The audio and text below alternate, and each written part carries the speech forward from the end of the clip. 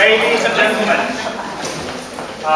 members of YLG, members of SLG, librarians, English teachers, publicists, I've been forced to open this with a song, so...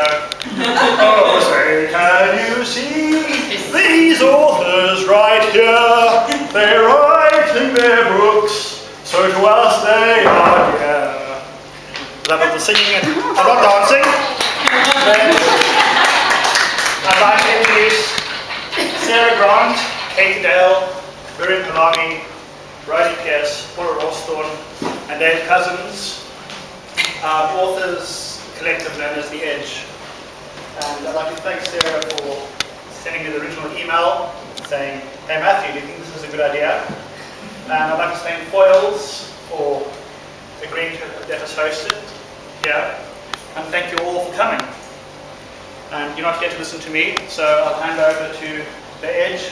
But first, Emily and, sorry, I've lost the names, Helen from Foyles will give a bit of a talk about what Foyles can offer schools and public libraries. Thank you. Right, well, how can I follow that? I don't have a song. First of all, can I thank The Edge for coming to Foyles tonight? It's a real privilege to have you all here, and thank you all for coming.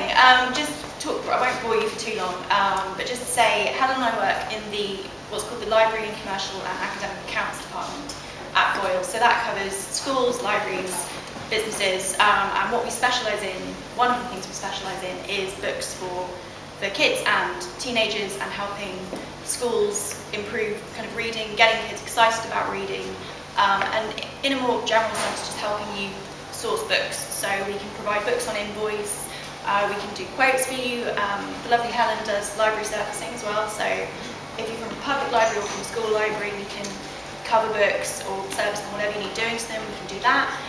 We can put together lists. Something we do quite a lot of is when either a new school is starting up, or if you've got a little gap on your shelves that needs filling and you're in search of inspiration, we can help you kind of put together lists, help you look at what's new and what's coming out, and kind of just give you some inspiration and work with you as much as you need. Also, if you ever want to come into the shop, I don't know if you've all been down to our children's department on the ground floor, but it's pretty cool. There's a lot there. And so if you ever want to visit, we can give you a trolley or a basket or a scanner or whatever you want. And you can just pick books. And if you ever want to bring kids along as well, that's great. We love having them in, and we can give them tours, we can do activities. We even occasionally get authors in if they ever want to come and work with the kids.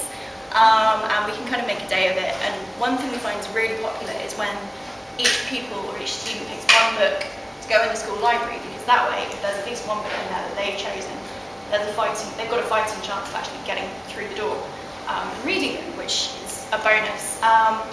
So yeah, that's pretty much what we do. We're going to be around at the end. We've got some flyers and more information. So if any of you are interested, I know some of you we already know. It's great to see some of you here. And if anyone is new to the system, come and have a chat with us, and we can talk some more at the end. Okay, well I will hand over to The Edge. Alison, my welcome from The Edge. We are The Edge. We are 6 of our 8 members. And we call ourselves The Edge because we are writing teen fiction, and we're writing edgy fiction. And what we define as edgy fiction is issues-based fictions. We'd like to think our books get students talking, and we're hoping tonight that we can get you talking as well. Because we have such a wealth of knowledge here this evening, we thought we'd do something a little different than just having the standard Q&A and standard readings. We'd like to get you involved. So you all have name tags, and if you haven't got your name tags, there are name tags on the back table. We also have goodie bags. If you haven't gotten those, please see one of us, and we'll make sure you get connected with some lovely parting gifts. And what we're going to have to do is we're going to divide you into 3 groups, and we're going to have discussion starters. We've written some of our questions on the board, and then we're going to divide into groups and have discussions together, and then come back as a fuller group and have a little bit more of a debate discussion, and ending with a kind of Q&A with The Edge and answering any other questions or discussing anything else that takes your fancy for this evening. I would like to thank Matt and Neil, Foyles and YLG, for having us. It's been a while in the planning, and we're thrilled to be here in front of so many wonderful librarians. It's nice to be in front of a group that loves books as much as we do. I'm reminded that in your goodie bag is this little sheet of paper, and it's a quiz. If you take the quiz and hand it to our lovely Katie Dale,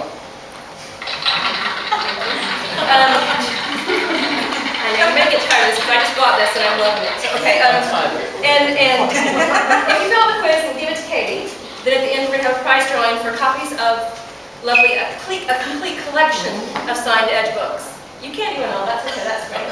Thank you for that. She doesn't have enough hands.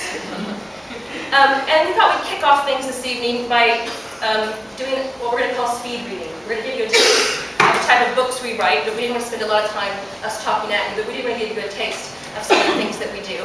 And we'd like to start, as soon as she's set the book down, with the lovely Katie Gale, who has written Someone Else's Life.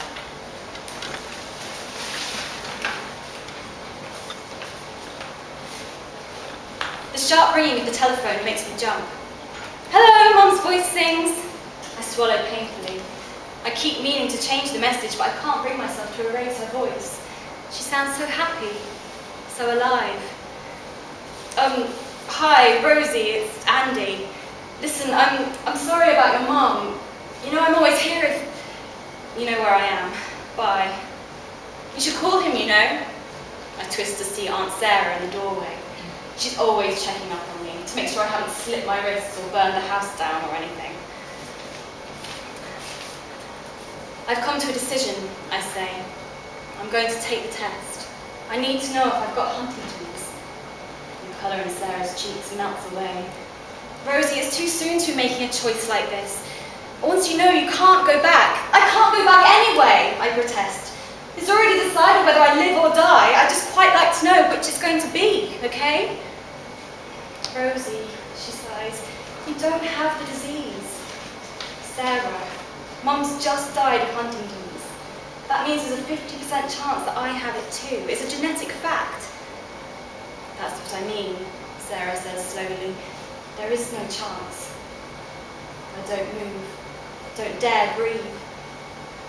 Rosie, you don't have the disease. You can't possibly because Trudy was not your mother. Now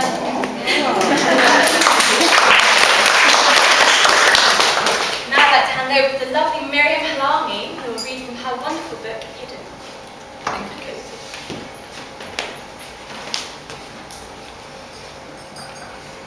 Hidden, Chapter 1, Page 1.